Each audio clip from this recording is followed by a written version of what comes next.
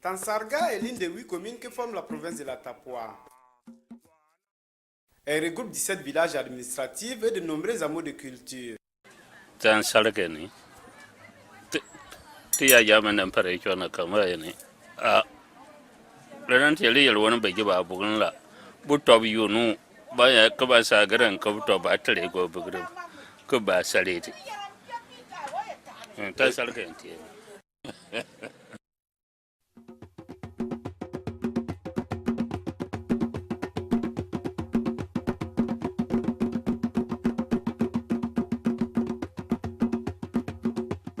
La population est de 6759, dont environ 50% de femmes et 50% d'hommes.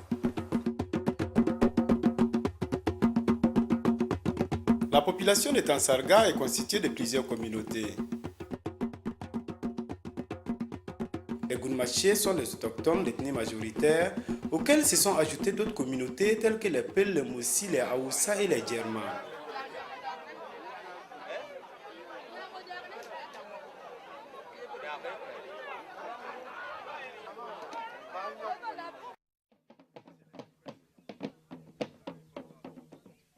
L'organisation traditionnelle de la commune découle d'un ensemble de valeurs, de pratiques et de croyances. Des pratiques comme la géomancie sont très déterminantes dans tous les actes majeurs de la vie sociale de la communauté.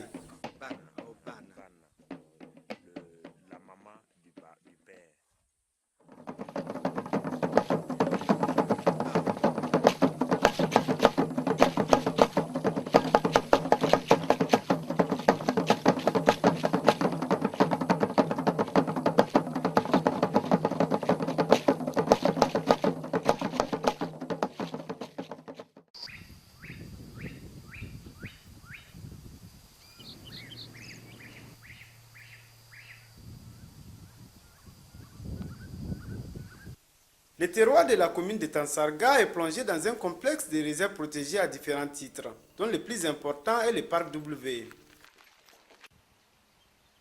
La présence de ce parc a favorisé le développement d'activités liées à la conservation de la nature et à l'écotourisme.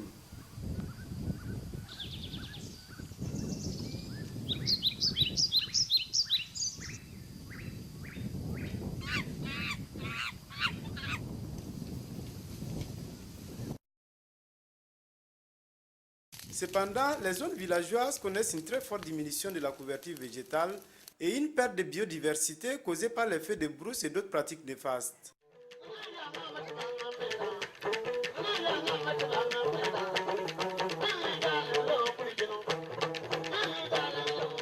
Ce qui représente pour la population un risque pour la traditionnelle exploitation des produits forestiers non lignés.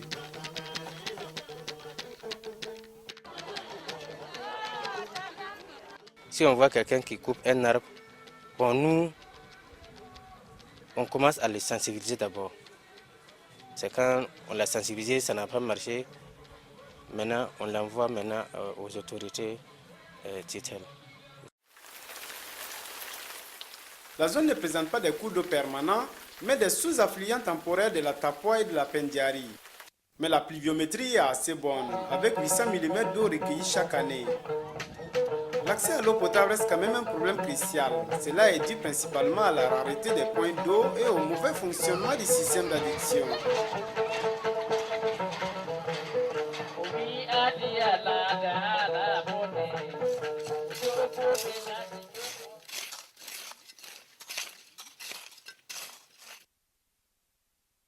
L'agriculture est la principale activité de la commune.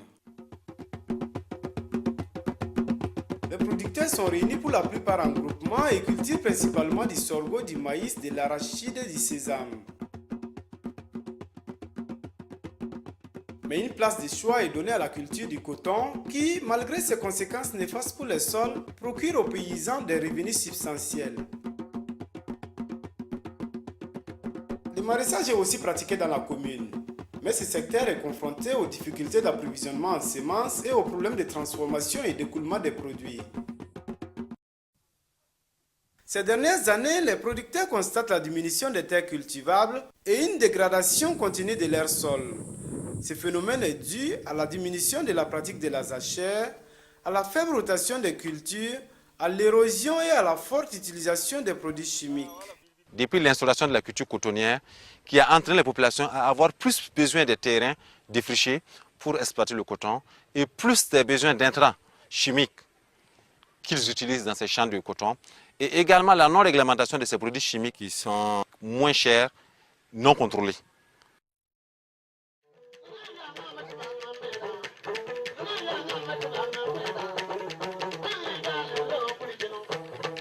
L'élevage est la seconde activité économique de la commune. Une des pratiques est le système agro-pastoral qui est sédentaire, mais le plus répandu est l'élevage pastoral. Il est marqué par la transhumance avec le pâturage naturel comme principale source d'alimentation pour le bétail.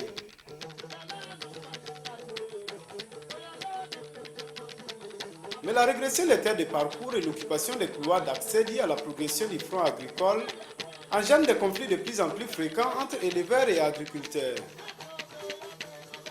Au niveau de chaque village, il y a des commissions qu'on a installées, des commissions de réconciliation. C'est-à-dire qu'en cas de problème, ou s'il y a un problème qui est en train de naître, ce sont ces agents qui sont chargés de résoudre amiablement le problème.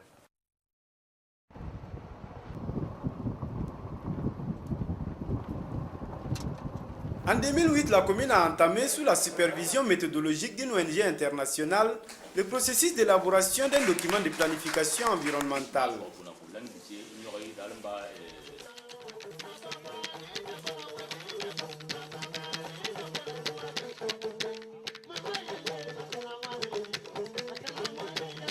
Un grand travail de terrain et d'implication de tous les acteurs a été mené pour réaliser l'analyse du milieu et identifier les axes stratégiques d'intervention environnementale.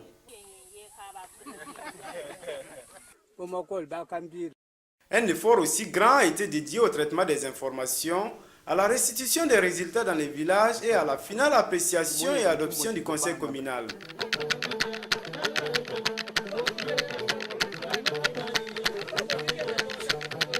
Désormais, le plan communal d'action environnementale fixe les axes d'intervention par domaine ainsi que les actions prioritaires par village. Il s'agit maintenant de rechercher et canaliser les sources de financement du plan, établir des partenariats privés et publics, fixer les mécanismes de subvention et mettre en place un système de suivi et évaluation.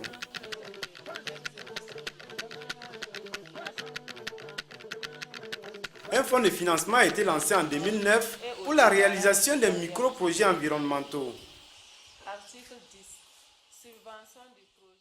Le défi pour une gestion communale des ressources naturelles a été lancé. Entre-temps, l'éducation environnementale des plus jeunes prépare le terrain.